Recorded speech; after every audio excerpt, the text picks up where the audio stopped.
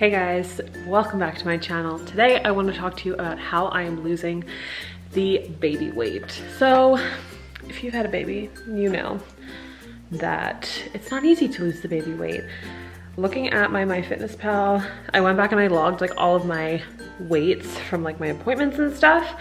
So looking back at MyFitnessPal, before I got pregnant in January 2018, I was 186.2 pounds. And when I had Franklin, I was 245 pounds. So if we do the math, I gained 60 pounds. So as of right now, I have lost about half of that. I've lost like 33 pounds, which is awesome. But honestly, like, if you guys know, I've talked about this before, my pregnancy was not the healthiest, and if and when I do get pregnant again, I definitely want to treat it differently and stay active and just eat a lot healthier. I kind of took it as an excuse to kind of eat whatever I want and not move, so that wasn't good. But yeah, I am now 2 weeks in to being 100% consistent with tracking my macros. So I'm gonna explain what macros are because I know a few people had questions in the other video where I mentioned it recently. So I'm gonna explain what they are and how I am losing it and kind of tips that I have and stuff. So if you've been following me for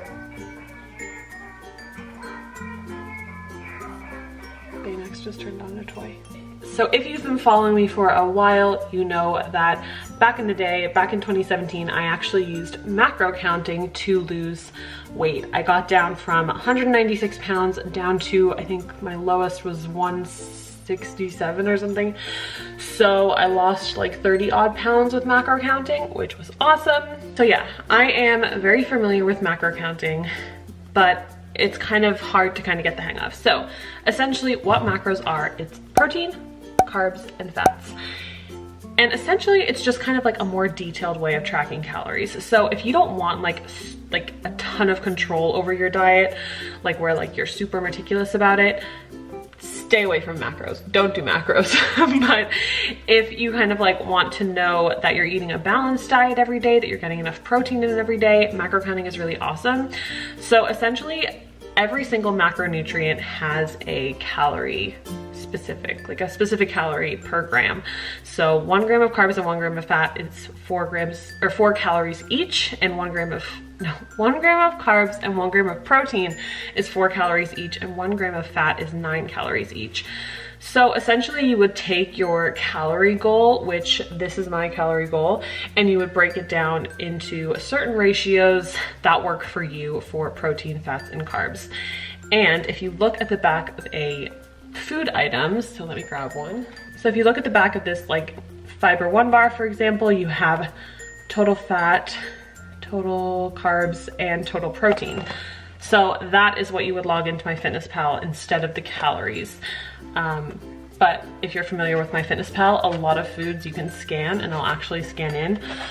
So yeah, it's essentially just making sure you're getting the right ratio of foods. And I really like it because if I'm just calorie counting, I tend to steer towards carbs, and I know I need protein. Like, protein's seriously important when you're working out.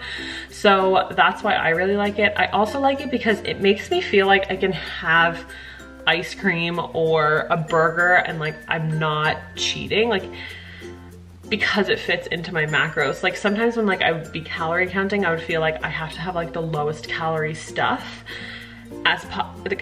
the lowest calorie stuff. And if I didn't have a low calories thing, or if I had something that was like cheating, I would feel like I just like totally ruined everything. Whereas macro counting, if I can fit it into my macros, for some reason in my brain that just works. And it's all about finding something that works for you.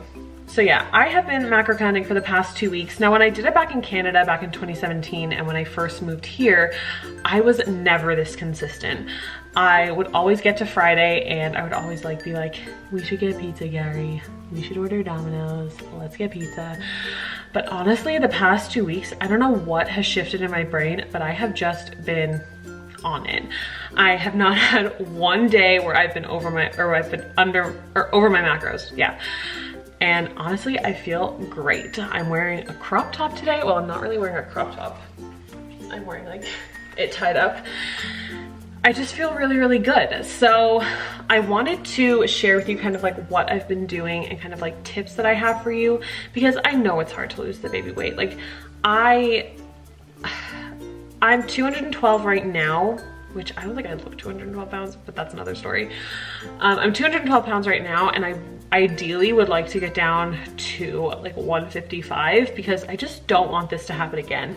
I yo-yo so much, and I just don't want this to happen again, especially now that I have a baby. I want to be there for him. I want to run around with him.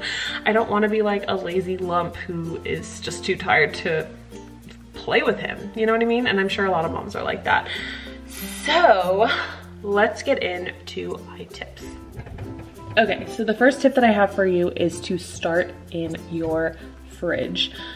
Don't go into macro counting with this idea that you're gonna change your diet completely. I would suggest taking a week and track everything that you eat. See how many macros you're actually eating in a day, see how many calories you're actually eating in a day, and go from there. The great thing about macro counting is you don't really have to change a ton of your diet to make it work. You might have to add a lot of like lean protein, you might have to cut down on portions, but you can really eat whatever you want. Okay, so after you have checked in your fridge, I always go to my Fitness Pal. Now, my trainer who I'm working with now through my Orange Theory gym, she suggested to me that I log everything the night before, and this was a game changer. So like I said, I am pretty familiar with macro counting, but in the past, I never actually logged things the night before. I would log a lot of my stuff the morning of, but my emotions were kind of getting the better of me. I was kind of letting my emotions dictate what I was gonna eat rather than eating to fuel my body rather than satisfy my body. So logging everything the night before has been an absolute game changer. I actually went in today and I logged the entire week. So we're trying to budget right now, and I knew that we had a bunch of stuff in the pantry and in the fridge and in the freezer. So I actually went in and I logged all of my dinners first for Monday through Friday. I left the weekend kind of open just to see what we have left. And then I went in and I logged all of my breakfasts and my lunches and my snacks until I had hit my macros spot on. It made food shopping so much easier because, for example, I'm having a turkey sandwich for lunch every single day. I mean, I don't care eating the same things every day. And I knew exactly how much turkey to ask for. I knew exactly how many slices of cheese I had, so it meant like I'm not having any wasted food. So yeah, logging everything the night before or even the week before if you can, before you go food shopping, is an absolute game changer, and it meant that I actually stuck to my budget in the supermarket, which rarely happens. Let's be real, we spend most of our money on food. So another tip that has been really working for me is I don't like meal prepping, but what I've been doing is kind of like putting the ingredients for everything in a baggie and putting all of my snacks in a baggie so that when it comes time to eat my food today, I know exactly what I'm eating. So for example, I have oats, I have syrup, I have a Fiber One bar. This is for today. I do have other stuff, like I'm adding eggs to this and stuff, but I can't add egg whites to this bag. And my dinners, obviously, but adding everything into little baggies means like you know exactly what you're gonna eat for that day. If you have something left in the bag, you can eat it. And it just kind of keeps me on track a little bit more. So my next tip is to find a workout that you really enjoy. Now, I am not the type of person that's very self-motivated, particularly in the beginning when it's extra difficult. So I knew that I had to go to a gym or something like that to keep me focused. So I used a personal trainer back in Calgary, but that's not in our budget right now. So I actually joined our local Orange Theory gym, and I've been going 4 to 5 times a week. Gary and I have gone for a few hikes. I need to close that cabinet. And yeah, it's been really, really awesome. So I think the biggest thing you can start with as well is being truly honest with yourself. Are you gonna be the type of person that's gonna be motivated enough to go to the gym and kick your own ass every single day? Because if not, maybe it is worth it monetarily to invest in a more expensive gym or a trainer or something like that that would keep you more motivated. So I just knew I wasn't gonna be that person that would sweat it out, push myself in the gym. I mean, I feel like when I get down to my goal weight, I definitely can because I have in the past, but I knew when it was gonna be hard like this, I was never gonna do it. So another thing that's been seriously helpful that my trainer's been doing with me is taking the average weight of my week instead of like the weight that I am on weigh-in day. So when you're losing weight, your weight's gonna go up and down. You're gonna be retaining water, you're gonna be losing more water and stuff like that. So instead of taking like the weight you are on a Tuesday, if that's your weigh-in day, that's my weigh-in day, you would add up every single weight from the week before and then divide by 7. So that would give you your average weight of the week, and it would mean that you're just kind of seeing your progress a little bit more, you know? You're not seeing those fluctuations, you're not getting down on yourself if you like fluctuate up on your weigh-in day.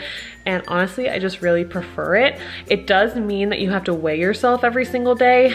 Or I mean, you don't have to weigh yourself every single day. You could probably do every other day and then just divide by how many weigh-ins you did. But for me, I know at the current weight that I'm at, I do need to lose scale pounds. When I get closer to my goal weight, I won't be worried about the scale as much. But right now I know I need to lose scale pounds, so it doesn't bother me to like see the fluctuations. And I actually think it's kind of fun. Speaking of fun, Gary made a good point that macro counting is kind of like a game. So if you treat it like a game to yourself and you're like, how many days in a row can I hit these numbers 100%? It's kind of like a game of Tetris. I think that it's a lot more enjoyable and a lot more easy to stick to. So I wanted to end this video on something that I've been thinking about every time I want to give up, because I mean, there are always those days. Your weight fluctuates up, you're starving, and all you want is to order Domino's. My life. The Bachelor is on and you just want a glass of wine and a pizza. Happens to me all the time, every Monday. So whenever I feel like giving up, I think to myself, what would happen if I gave up right now? Versus what would happen if I stayed consistent. You're never gonna get somewhere new by repeating the same habits over and over again and expecting different results. If I was to sit here and I was to eat pizza every single night, I'm never gonna hit my goals. But if I stay consistent, even when the scale fluctuates, it's gonna happen. You're doing the right things and you just have to believe in yourself and believe that you are. And if you don't believe in yourself, I highly suggest getting an accountability partner. Join the POPCO Fit Club. It hasn't been super active, but we can bring it back. I keep saying I'm gonna bring it back. It's hard. It's hard to get people to like engage on Facebook, but join a support group and find your person that can be there for you if you can't do it yourself. So those are my tips. That is how I'm losing the baby weight. 10 pounds down, like 50 to go. But I'll be documenting it on here. So leave any questions you have in a comment down below. I hope you enjoyed this video. If you know somebody that needs to hear these tips and needs to hear this little motivational chat, send them a link to this video. I'd really appreciate it, and subscribe for more videos, and I will see you in my next one. Bye.